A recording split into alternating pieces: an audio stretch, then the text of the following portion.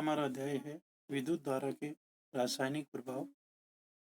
आपके अभिभावकों ने संभवतः आपको यह चेतावनी दी होगी कि गीले हाथों से किसी भी विद्युत साधित्र को न छुएं। तुरंत क्या आप जानते हैं कि गीले हाथों से किसी विद्युत सानिध्र को छूना क्यों खतरनाक है? हम पहले ही सीख चुके हैं कि जो पदार्थ अपने से होकर विद्युत धारा को प्रवाहित होने देते हैं वे विद्युत के सुचालक यानी अच्छे चालक होते हैं। इसके विपरीत जो पदार्थ अपने से होकर विद्युत धारा को आसानी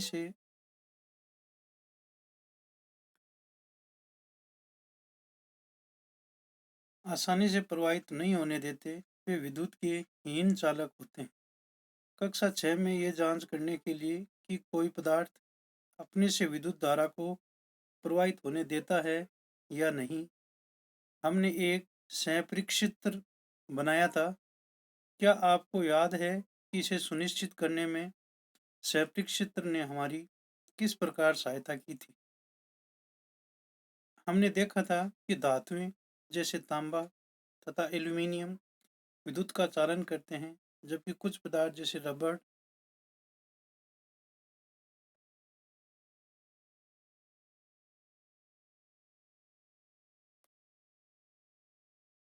प्लास्टिक, लकड़ी विद्युत का चालन नहीं करते। तथापि अभी तक हमने अपने संपरीक्षित्र या टेस्टर से केवल उन पदार्थों की जांच की थी जो ठोस अवस्था में थे। लेकिन द्रवों के प्रकरण में क्या होता है? क्या द्रव्य भी विद्युत चालन करते हैं? आइए ज्ञात करें। पहली तथा बूझो आपको स्मरण कराना चाहते हैं कि हमें प्रयोग करते समय कभी भी मुख्य तारों या मेंस अथवा जनित्र या प्रतिपक इन्वर्टर से विद्युत आपूर्ति नहीं करनी चाहिए। यहाँ सुझाए सभी क्रियाकलापों में केवल विद्युत सेल का ही उपयोग करना चाहिए।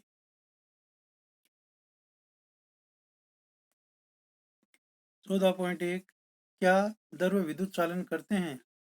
यह जांच करने के लिए द्रव्य अपने से होकर विद्युत धारा को प्रवाहित होने देते हैं या नहीं, हम उसी संपरीक्षित्र चित्र 14.1 एक संपरीक्षित्र को दिखाया गया है। ये सुचालक दिखाया गया है, यहाँ पर ये हीन चालक को दिखाया गया है। इस तरह से ये एक संपरीक्षित्र को दिखाया गया है।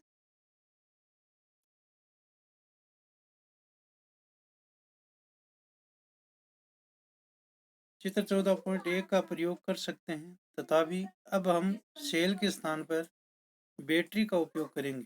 संपरीक्षित्र का उपयोग करने से पहले हम यह भी परीक्षण करेंगे कि वह कार्य कर रहा है या नहीं। क्रियाकलाप 14.1 संपरीक्षित्र के सिरों को क्षण भर के लिए एक दूसरे से स्पर्श कराइए। ऐसा करते ही संपरीक्षित्र का परिपथ पूरा हो जाता है और बल्ब दीप्त हो जाना चाहिए। तथापि यदि बल्ब दीप्त नहीं होता तो इसका अर्थ है कि संपरीक्षित्र कार्य नहीं कर रहा है। क्या आप इसे संभावित कारण बता सकते हैं? क्या यह संभव है कि तारों के संयोजन स्थिर हों और बल्ब फ्यूज हो गया हो, अथवा आपके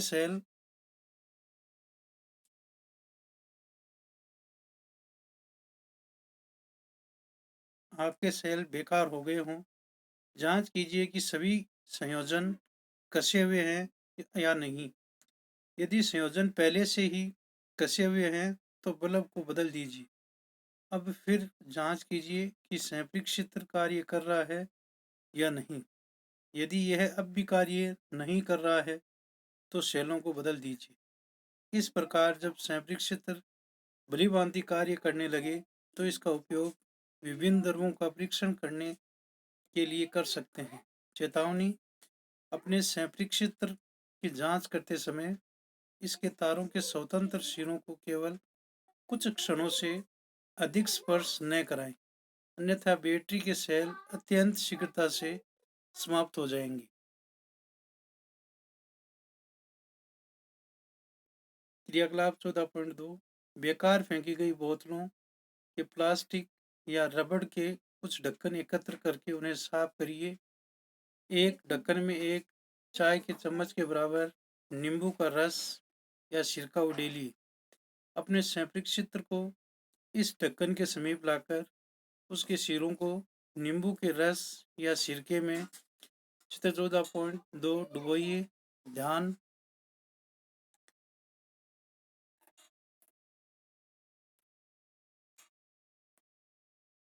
ध्यान रखिए कि दोनों सिरे परस्पर 1 सेंटीमीटर से अधिक दूरी पर न हो, लेकिन इसी के साथ साथ वे एक दूसरे को स्पर्श भी न करें।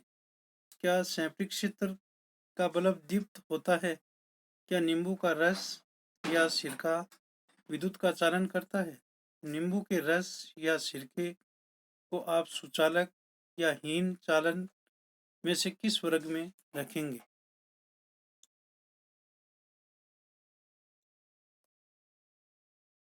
चित्र 14.2 नींबू के रस अथवा सिरके में विद्युत चालन का परीक्षण करना।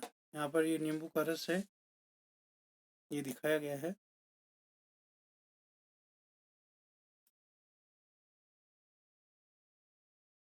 जब सैंपलिंग क्षेत्र के दोनों सिरों के बीच का द्रव्य अपने से विद्युत धारा को प्रवाहित होने देता है, तो सैंपलिंग क्षेत्र का परिपथ पूरा हो जाता है।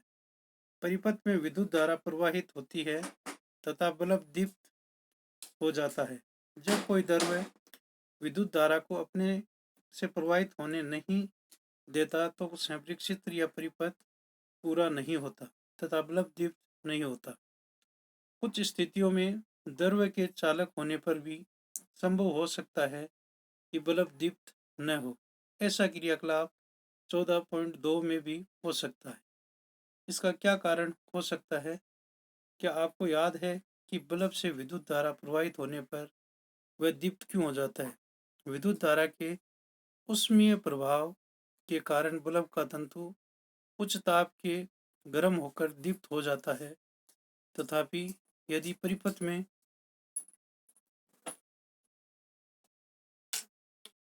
विद्युत धारा दुर्बल है, तो तंतु पर्याप्त गर्म न हो पाने के कारण दीप्त नहीं हो पाता। अब आप यह जानना चाहेंगे कि किसी परिपथ में विद्युत धारा दुर्बल कब होती है।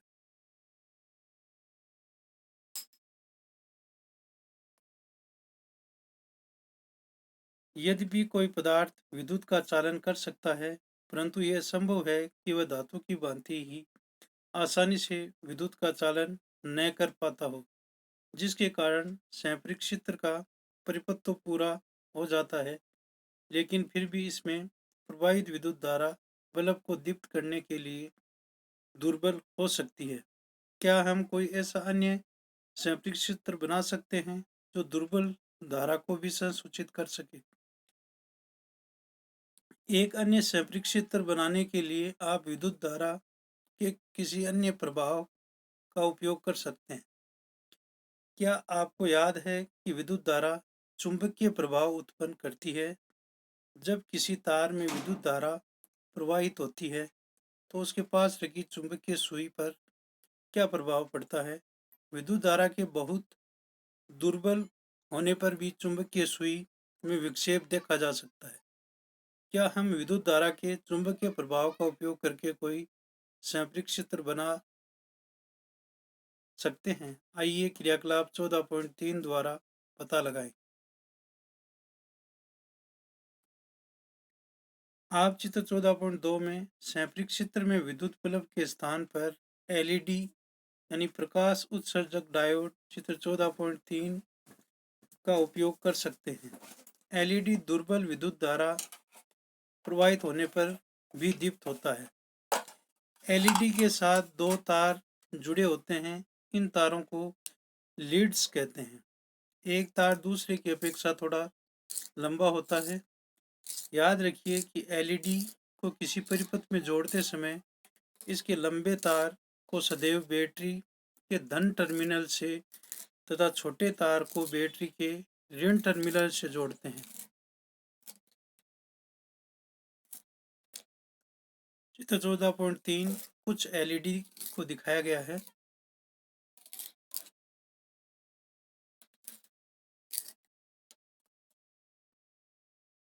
क्रियाकलाप 14.3 माचिस की खाली डिबिया से ट्रे निकालिए। ट्रे पर चित्र में दर्शाए अनुसार एक विद्युत तार के कुछ फेरे लपेटिए।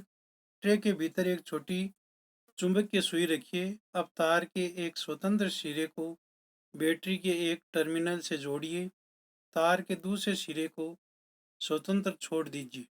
तार का एक दूसरा टुकड़ा लेकर बैटरी के दूसरे टर्मिनल से जोड़िए। चित्र 14.4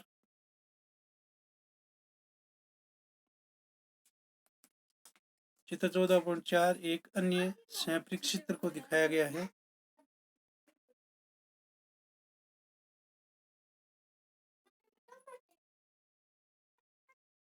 दोनों तारों के स्वतंत्र सिरों को क्षणमात्र के लिए एक दूसरे से स्पर्श कराइए।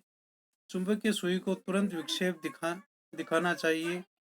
आपका तार के दो स्वतंत्र सिरे वाला संपरीक्षित चित्र तैयार है। अब इस संपरीक्षित चित्र को उपयोग करके क्रियाकलाप 14.2 को दोहराइए।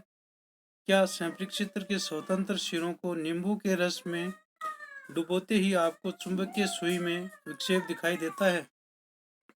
संपरीक्षित चित्र के सिरों को नींबू के रस से बाहर निकालिए। उन्हें पानी में डुबोइए और पोंछकर सुखाइए। इस क्रियाकलाप को अन्य द्रवों जैसे टोंटी का पानी, वनस्पति तेल, दूध, शहद आदि के साथ दोहराइए। प्रत्येक द्रव्य का परीक्षण करने के पश्चात संपरीक्षित चित्र के सिरों को जल में धोकर तथा पोंछकर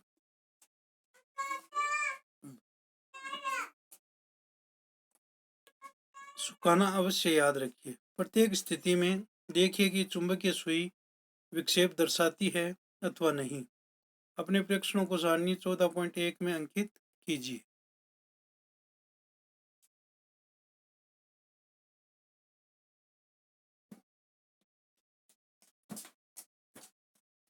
यहाँ पर सारणी 14.1 में सुचालक अथवा हीन चालक द्रव्य दिखाए गए हैं। यहाँ क्रम संख्या, यहाँ पदार्थ का नाम, चुंबकीय सुई विक्षेप दर्शाती है या नहीं, सुचालक या हीन चालक। नींबू का रस, हाँ चुंबकीय सुई विक्षेप होती है, ये अच्छा चालक है। सिरका के लिए यही लिखना है। टोंटी का पानी के लिए भी चुंबकीय सुई विक्षेपित हुई या नहीं, सुचालक है कि नहीं। वनस्पति तेल के लिए चुंबकीय सुई विक्षेप हुआ नहीं या नहीं, सुचालक या हीन चालक है, ये लिखना है। दूध के बारे में चुंबकीय सुई दर्शाती है, हाँ या नहीं में लिखना है। सुचालक है या हीन चालक है वो लिखना है।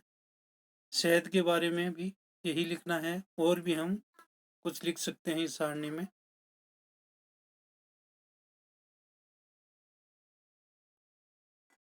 सारणी 14.1 से हम देखते हैं कि कुछ द्रव्य विद्युत के सुचालक हैं तथा कुछ हीन चालक हैं। जब संपरीक्षित चित्र के स्वतंत्र सिरे एक दूसरे को नहीं छूते हैं, संभव है कि उनके बीच से वायु हो। पहली को ज्ञात है कि वायु विद्युत की हीन चालक है, परंतु उसने यह भी पढ़ा है कि तड़ित के समय वायु से विद्युत धारा प्रवाहित हो जाती है। वह यह जानना चाहती है कि क्या हर अवस्था में वायु विद्युत की हीन चालक होती है। इसी से प्रेरित होकर वो जो भी ये जानना चाहता है कि क्या हीन चालकों की श्रेणी में रखे अन्य पदार्थ भी विशेष परिस्थितियों में अपने में से विद्युत को प्रवाहित होने देते हैं।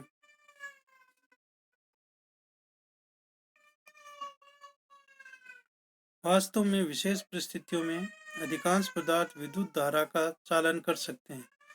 यही कारण है कि पदार्थों को चालकों तथा विद्युत रोधियों के रूप में वर्गीकृत करने की अपेक्षा अच्छे चालकों या सुचालकों तथा हीन चालकों के रूप में वर्गीकृत करने को अधिक मान्यता दी जाती है।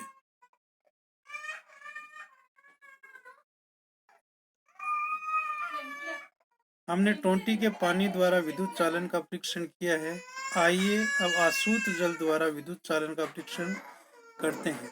क्रियाकलाप 14.4 एक स्वच्छ तथा सूखे प्लास्टिक या रबड़ के ढक्कन में लगभग 2 चाय के चम्मच के बराबर आसूत जल भरिए। आप आसूत जल को अपने विद्यालय की प्रयोगशाला से प्राप्त कर सकते हैं। आप किसी दवाई की दुकान या डॉक्टर या नर्स से भी आसूत जल ले सकते हैं। संपरीक्षित्र का उपयोग करके परीक्षण कीजिए कि आसूत जल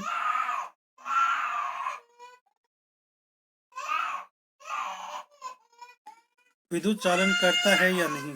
क्या आप पाते हैं क्या आसूत जल विद्युत चालन करता है? अब एक चुटकी साधारण नमक लेकर इसे आसूत जल में घोलिए, फिर परीक्षण कीजिए इस बार आप क्या निष्कर्ष निकालते हैं। जब हम आसूत जल में नमक घोलते हैं तो हमें नमक का घोल प्राप्त होता है। यह विद्युत का अच्छा चालक है।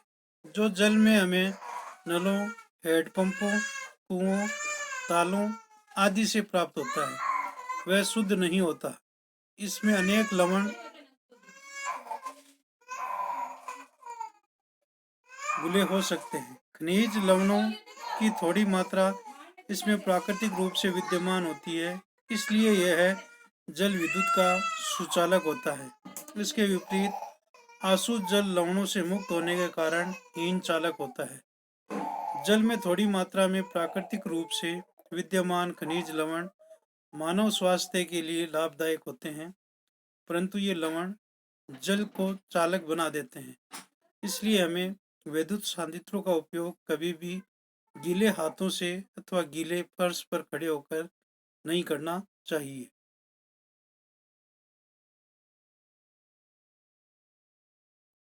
हमने देखा कि जब साधारण लवण को आसूत जल में घोला जाता है तो यह उसे अच्छा चालक बना देता है। वे कौन से अन्य पदार्थ हैं जो आसूत जल में घुलने पर इसे चालक बना देते हैं? आइए पता लगाएं। चेतावनी: अगले क्रियाकलाप को केवल अपने अध्यापक, माता पिता, अभिभावक अथवा किसी वयस्क व्यक्ति की देखरेख में करिए, क्योंकि इसमें अम्ल का प्रयोग सम्मिलित है। क्रियाकलाप 14.5: बोतलों के प्लास्टिक या रबड़ के 3 स्वच्छ ढक्कन लीजिए। प्रत्येक में लगभग 2 चाय के चम्मच के बराबर आसूत जल भरिए। एक ढक्कन के आसूत जल में कुछ बूंदे नींबू रस के तथा तनु हाइड्रोक्लोरिक अम्ल को मिलाइए। अब दूसरे ढक्कन के आसूत जल में कास्टिक सोडा या पोटेशियम आयोडाइड जैसे क्षारक की कुछ बूंदें मिलाइए। तीसरे ढक्कन के आसूत जल में थोड़ी सी चीनी डालकर घोलिए। परीक्षण कीजिए इन विलयनों में से कौन सा विलयन विद्युत का चालन करता है और कौन सा नहीं। आपका क्या परिणाम प्राप्त होता है?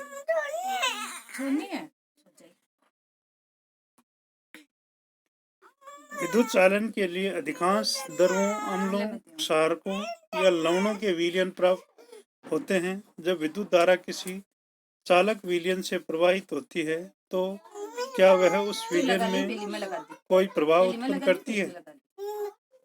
14.2 विद्युत धारा के रासायनिक प्रभाव।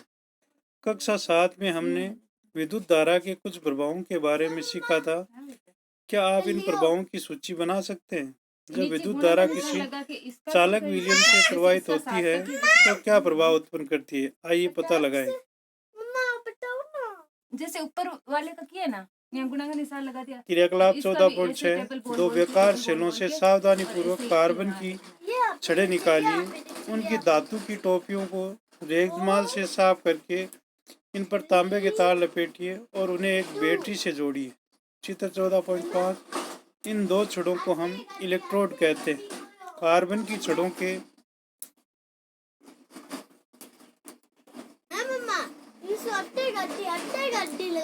14.5 जल से विद्युत धारा प्रवाहित करते हुए धातु की टोपी दिखाई गई है।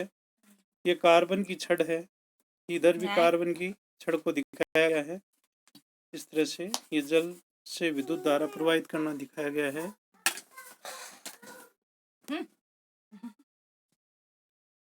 स्थान पर आप लगभग 6 सेंटीमीटर लंबी लोहे की कीलें भी ले सकते हैं। किसी कांच के गिलास या प्लास्टिक के कटोरे में एक प्याला जल भरिए। जल को और अधिक चालक बनाने के लिए इसमें एक छोटा चम्मच भरकर साधारण नमक या नींबू के रस की कुछ बूंदें मिलाइए। अब इस विलयन में इलेक्ट्रोडों को डुबोइए। यह सुनिश्चित कीजिए कि कार्बन की छड़ों की धातु की टोपियां जल्द से बाहर रहे। 3 से 4 मिनट तक प्रतीक्षा कीजिए। इलेक्ट्रोडों को ध्यानपूर्वक देखिए। क्या आप इलेक्ट्रोडों के समीप किसी गैस के बुलबुले देख पाते हैं? क्या हम विलयन में हो रहे परिवर्तनों को रासायनिक परिवर्तन कह सकते हैं? कक्षा 7 में पढ़ी गई रासायनिक परिवर्तन की परिभाषा का स्मरण कीजिए।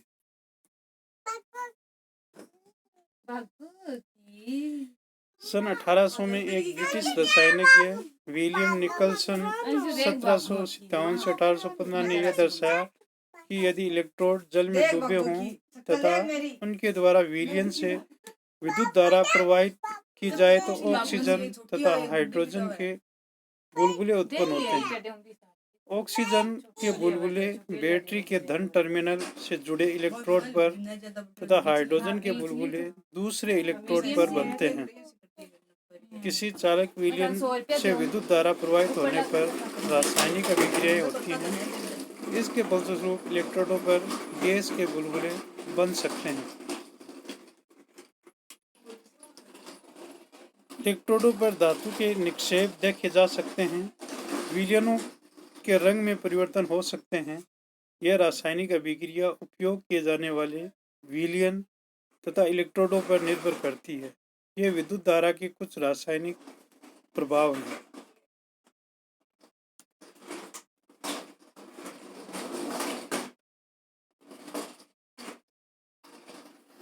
बूजो ने यह परीक्षण करने का निश्चय किया कि क्या कुछ फल एवं वनस्पतियां भी विद्युत चालन करती हैं या नहीं। उसने एक आलू की 2 बराबर भागों में काटा तथा संपृक्षित्र के तांबे के तारों को इसमें निविष्ट कर दिया। तभी उसकी मां ने उसे बुला लिया और वह आलू में निर्विष्ट किए गए संपृक्षित्र के तारों को बाहर निकालना भूल गया। लगभग आधे घंटे के पश्चात जब वह वापस आया तो उसने देखा कि आलू में एक तार के चारों ओर नीला हरा सा धब्बा बन गया है, जबकि दूसरे तार के चारों ओर ऐसा कोई धब्बा नहीं है। चित्र 14.6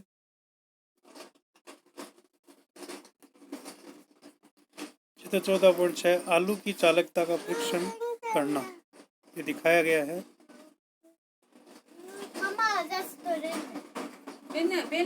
उसे इस परीक्षण का बड़ा आश्चर्य हुआ और उसने पहेली के साथ इस क्रियाकलाप को कई बार दोहराया। उन्होंने पाया कि हर बार धन टर्मिनल से संयोजित तार के चारों ओर नीला हरा धब्बा बनता है। उन्होंने अनुभव किया कि यह खोज अत्यंत लाभप्रद है, क्योंकि इसका उपयोग किसी बॉक्स में छिपी बैटरी या सेल के धन टर्मिनल की पहचान करने के लिए किया जा सकता है। उन्होंने अपनी इस खोज को बच्चों की एक पत्रिका में छपवाने का निश्चय किया। याद रखिए कि बूजो ने इस परीक्षण से प्रारंभ किया था कि आलू विद्युत चालन करता है या नहीं।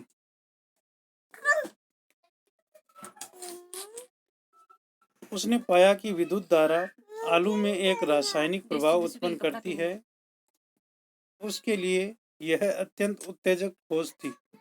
वास्तव में विज्ञान में कभी कभी ऐसे भी होता है कि आप खोज किसी चीज को रहे होते हैं और कुछ अन्य खोज कर लेते हैं। अनेक महत्वपूर्ण खोजें इसी प्रकार से हुई हैं। 14.3 विद्युत लेपन। स्मरण कीजिए, बिल्कुल नई साइकिल का हैंडल तथा पट्टियों के रिम कितने चमकदार होते हैं, तथापि यदि दुर्घटनावश उसमें खरोंच पड़ जाए तो चमकदार परत उतर जाती है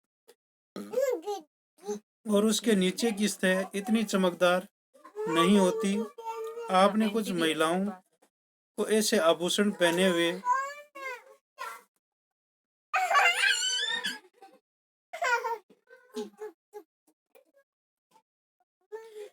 भी देखा होगा जो देखने में सोने के प्रतीत होते हैं, तथापि लगातार उपयोग से उनकी सोने की परत उतर जाती है और नीचे की चांदी या किसी अन्य धातु की सतह दिखाई देने लगती है। इन दोनों ही परिस्थितियों में एक धातु के ऊपर दूसरी धातु की परत चढ़ जाती होती है। क्या आप जानते हैं कि एक धातु की सतह के ऊपर दूसरी धातु की परत किस प्रकार निक्षेपित कर दी जाती है। आइए इसे स्वयं करके देखें।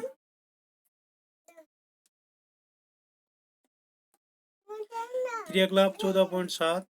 इस क्रियाकलाप के लिए हमें कॉपर सल्फेट तथा लगभग 10 सेंटीमीटर इंटू 4 सेंटीमीटर साइज की तांबे की 2 प्लेट चाहिए। किसी स्वच्छ तथा सूखे बीकर में 250 ml आंसू जल लीजिए। इसमें चाय की 2 चम्मच भरकर कॉपर सल्फेट घोलिए। अधिक चालक बनाने के लिए कॉपर सल्फेट विलयन में कुछ बूंदें सल्फ्यूरिक अम्ल की डालिए। तांबे की प्लेटों को रेगमाल से साफ कीजिए। इन्हें पानी में धोकर सुखाइए।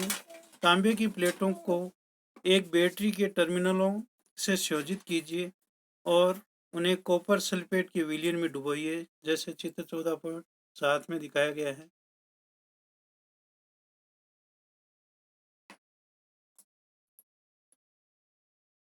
चौदह पॉइंट सात विद्युत लेपन दर्शाता सरल परिपथ दिखाया गया है। ये तांबे की प्लेट है, यहाँ पर कॉपर सल्फेट विलयन है, ये भी तांबे की प्लेट को दिखाया गया है।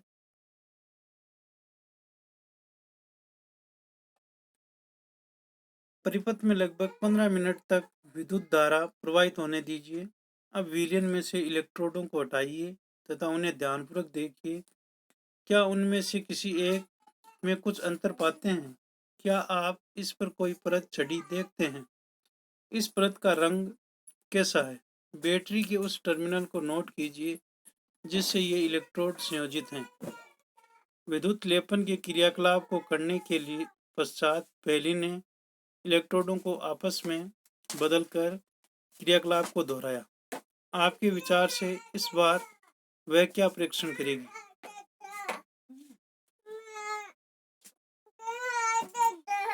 जब कॉपर सल्फेट विलयन में विद्युत धारा प्रवाहित की जाती है तो कॉपर सल्फेट कॉपर तथा सल्फेट में वियोजित हो जाता है। स्वतंत्र कॉपर या तांबा बैटरी के ऋण टर्मिनल से संयोजित इलेक्ट्रोड की ओर आकर्षित होता है तथा उस पर निक्षेपित हो जाता है।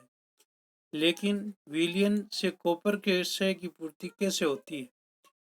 दूसरे इलेक्ट्रोड से जो तांबे की प्लेट से बना है, समान मात्रा का कॉपर विलयन में घुल जाता है। इस प्रकार विलयन से जो कॉपर कम हुआ वह विलयन में पुनः स्थापित हो जाता है और यह प्रक्रिया चलती रहती है।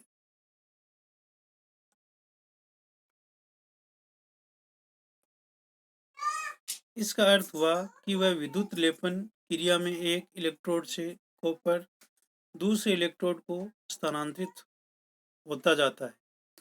बुझो तो तांबे की केवल एक प्लेट ही मिल पाई, इसलिए उसने क्रियाकलाप 14.7 को तांबे की प्लेट के स्थान पर कार्बन की छड़ को बैटरी के ऋण टर्मिनल से संयोजित करके किया। उसे कार्बन की छड़ पर तांबे की परत चढ़ाने में सफलता प्राप्त हो गई।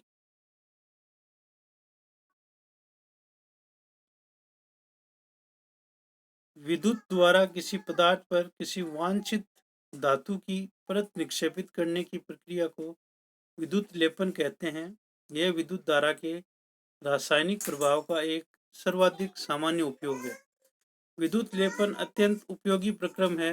उद्योगों में धातु की वस्तुओं पर किसी दूसरी धातु की पतली परत विलेपित करने के लिए इसका व्यापक रूप से उपयोग किया जाता है। चित्र 14.8 विलेपित किए जाने वाली धातु की परत में कुछ ऐसे वांछित गुण होते हैं जो उस वस्तु की धातु में नहीं होते जिस पर निक्षेपण किया जाता है। उदाहरण के लिए अनेक वस्तुओं जैसे कार के कुछ भागों, स्नानगृह की टोंटी, गैस बर्नर, साइकिल का हैंडल, पहियों के रिम आदि पर क्रोमियम का लेपन किया जाता है। क्रोमियम चमकदार दिखाई देता है, यह संक्षारित नहीं होता। यह खरोंचों का प्रतिरोध करता है। तथापि क्रोमियम महंगा है तथा किसी पूरी वस्तु को क्रोमियम से बनाना आर्थिक दृष्टि से व्यवहारिक नहीं होता। इसलिए वस्तु को किसी सस्ती धातु से बनाया जाता है और इस पर केवल क्रोमियम की परत ही निक्षेपित कर दी जाती है। आभूषण बनाने वाली सस्ती धातुओं पर चांदी तथा सोने का विद्युत लेपन करते हैं। ये आभूषण देखने में चांदी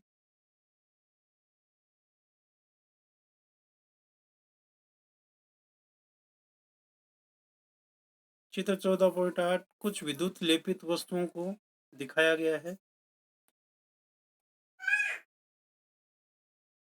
ये विद्युत लेपित कुछ वस्तुओं को दिखाया गया है।